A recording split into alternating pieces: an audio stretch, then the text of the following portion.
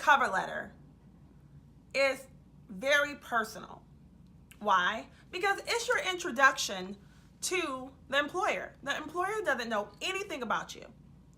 And in a job fair situation, they're probably going to talk to you for maybe like 2 minutes, 5 minutes, and they're going to get a feel for your personality. And you're going to leave them, hopefully you'll leave them a copy of your resume and your cover letter.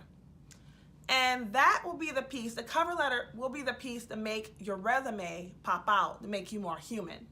Now, there's several rules to making a cover letter. Unfortunately, we have to deviate from those rules a little because this is a job fair. And one of the rules is to personalize your cover letter. Now, if this was not a job fair, you would say, "Dear Mr. Smith from the ABC company." But unfortunately, there's many not unfortunately, fortunately, there's many employers at the job fair. And you won't know who you're necessarily going to get an opportunity to speak to because there are many applicants. So you're going to have to use "to whom it may concern," to the hiring specialist, and that unfortunately is not personal. And if you watch the tutorial in the helpful resources, you will understand how the job fair cover letter is going to deviate from the usual cover letters. And there will be other templates in the helpful resource section. Now, you can't make it personal, but you can tell them why they should pick you. So it is important that you tell them why they should pick you. Tell them about your educational background. Tell them about your prior experience. Tell them about any particular skills that you may have. Maybe you're a team player. Maybe you love taking on multitask at one time. Maybe you're good at juggling tasks. You want to make sure you put forth your best qualities in the cover letter. You want to list as many important vital credentials as possible without sounding too boastful. So my next suggestion would to be stay humble. And I know it's really hard to stay humble in a letter when you're talking about yourself.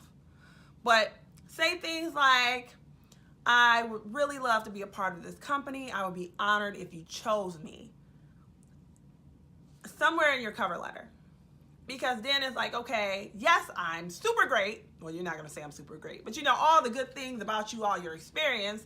But then you're going to follow it up like, "I would be honored," because you're kind of bringing yourself down and you're being humble. "I would be honored if you give me an opportunity to speak to you in person about my credentials."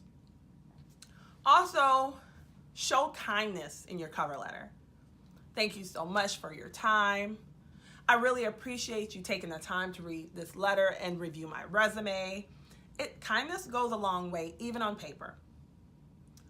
You have 2 impressions, and they're both make or break. One, in person, and we'll talk about in-person interview later, the in-person interview, and 2, with the cover letter.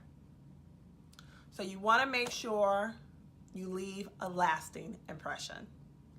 Now, I did include a template for you to follow.